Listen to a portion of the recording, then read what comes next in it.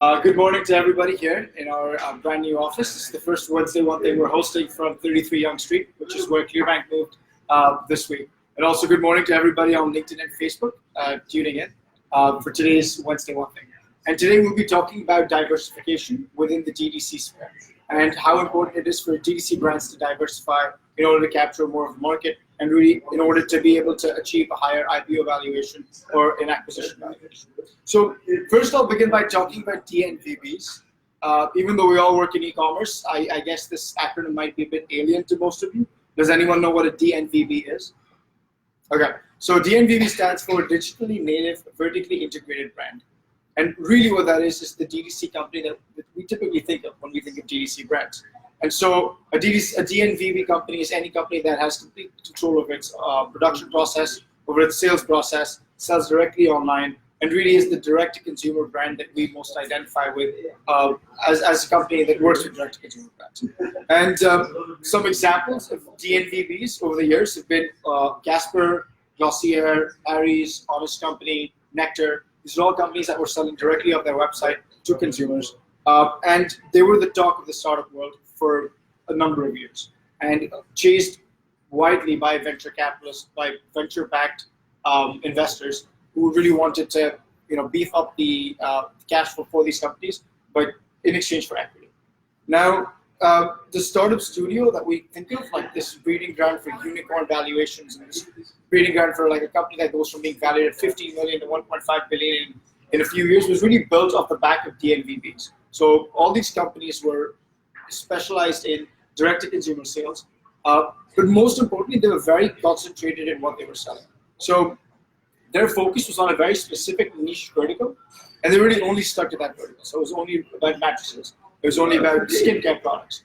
And that diversification that we now associate with many brands wasn't really there. So obviously, DNVBs had two big advantages. They determined where and how their products are sold. And secondly, and most importantly, their advantage was to collect customer data that helps them optimize marketing strategies. And that really works in like an online environment, of course, because when you can optimize your data, when you can optimize your marketing strategies based on that data, then you can really attack the online marketing base, whether it be search engine optimization, paid search, or online ads, in the way that you choose best. So that was the unique advantage that these companies had over, say, traditional legacy retailers. And so DNVBs exploded over the last year, or last decade, in sales, in revenue, and in venture capital funding, and at a very rapid pace. And these brands use digital engagement strategies to create strong consumer relationships. And when implemented alongside their beautiful brands, they contribute heavily to brand success by increasing consumer lifetime value and creating compounding unit economics. So that was really the advantage that DNVBs brought. But there were some problems with DNVBs that really showed us how D2C evolved over the past couple of years. So the first is that DNVBs were raising so much venture capital that in order to meet the return requirements of their investors, they needed a significant purchase offer or IPO valuation. So because of how much venture capital was being poured in, to get any sort of sensible return, whether that be at an exit, whether that be at an acquisition, the IPO valuation had to be so high that it was causing a bit of instability in the investment market for D2C brands. And 85% of acquisitions happened below 250 million in purchase price. So strategic acquisitions that met investor expectations were very, very rare. And so what eventually started happening was what in venture capital was called a startup purgatory, where DNVBs, like these really exciting, positive brands, had to take down rounds. So they had to take like a Series T or another series where they actually raised at a lower valuation than the previous one, just to make sure things were going. And obviously this made it harder to develop disciplined operational habits and achieve sustainable growth. And when you're being hampered in achieving sustainable growth, because you're depending on these, on this venture funding to help drive your growth, and what you're really focusing on is extremely concentrated, and the risk isn't diversified, you can understand what sort of problems that threw up. And so what has happened in the past couple of years has been the evolution of something called the D2C holding company. And that's something really significant, especially for us, because we invest primarily in D2C firms. What D2C holding companies have started doing and how they diverge a bit from DNVBs is that they focus on risk diversification. They want to make sure they can attack as many verticals as possible, as opposed to focusing on just one niche. And the advantages of that are pretty obvious. You can imagine how much it helps to focus on multiple niches as opposed to focusing on just one niche. And I can think of a couple of like big examples. Glossier is one. Does anyone know about Glossier? Yeah, so Glossier really diversified. Harry's really diversified. Went from being just a men's grooming to product to including personal care for men and women, household items, baby products. And there's so many clients that Clearbanc's worked with over the past year, just over the past 12 months, that have gone from offering just one or two niche products into offering a whole range of different verticals. And that's a risk diversification that's had to be done in order to survive. And so for DNVBs to successfully pivot to a holding company model, they will need to prioritize diversification to satisfy customers' short attention spans, a data-first mindset to deliver the best customer experience, which is again something that is uniquely suited for an online company, and operational and capital efficiency to not only stay afloat but thrive. And really, what that means is not depending on venture capital as the main source of funding to drive forward your repeatability. Now, that's something we relate with very well here at Clearbanc. Of course, our entire ethos is, offering that alternative to venture capital, offering that alternative to having to give up equity in your company to all these founders. And as the shift from DNVBs to D2C holding companies happens, essentially what they're doing is launching new product lines. And what the market needs is an alternative source of funding to help them diversify and to help them launch new product lines without requiring on venture capital funding. Because the VC funding is still there, and that really sets the valuation. And for a lot of founders, the exit is very important.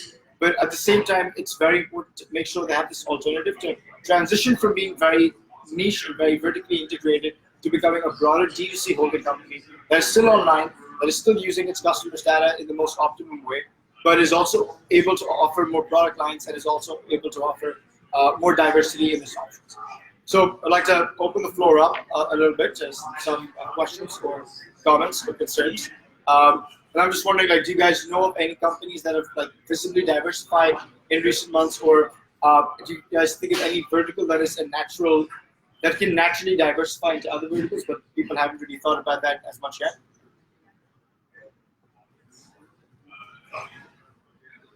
Yeah, Carlos. Started to see some coffee brands where they started with even a single origin bean, diversifying kind of where they're bringing different beans from.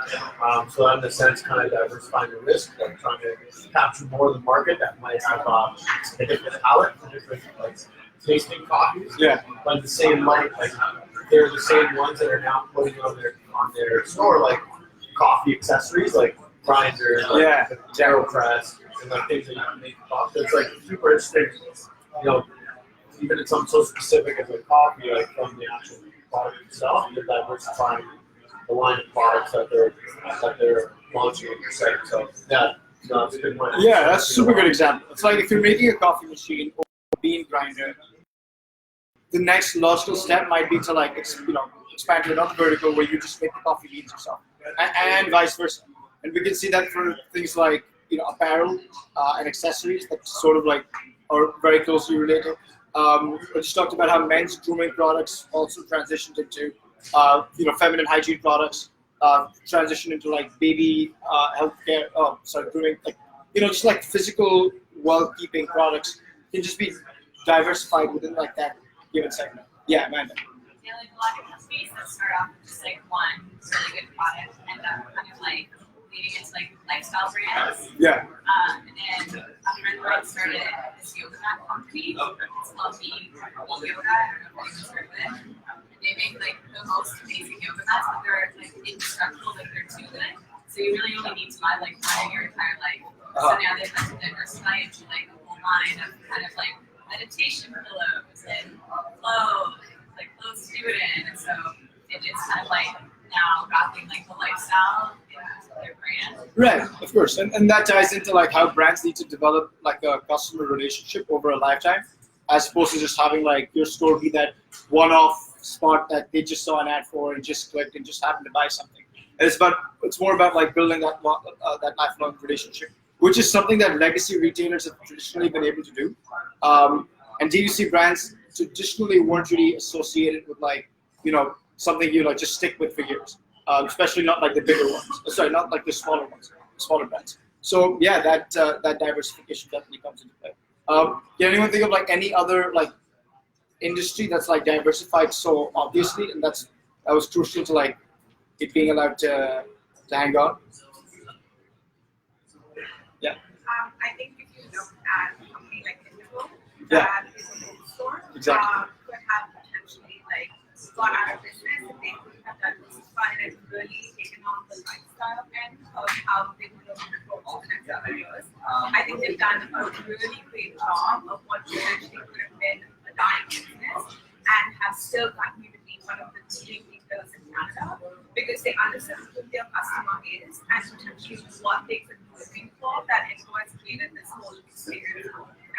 Yeah, 100%. And like you see this in like a lot bigger companies, the way Facebook bought Instagram because it wanted to diversify the way people interacted with social media from like to a more photo-based platform. That's pretty much the mindset that D2C founders are going in with, where they're looking at exactly what it is that their customer likes. So Facebook's customers used to like scrolling through news feeds, and they found an alternative to that, or bought out the alternative to that by buying on Instagram. And that's sort of like the tangential, like diversification that DNVBs are also doing to become D2C moving brands. So yeah, that's about it for my Wednesday one thing. Thanks so much for coming in this morning, guys, and thanks to everyone on Facebook and LinkedIn.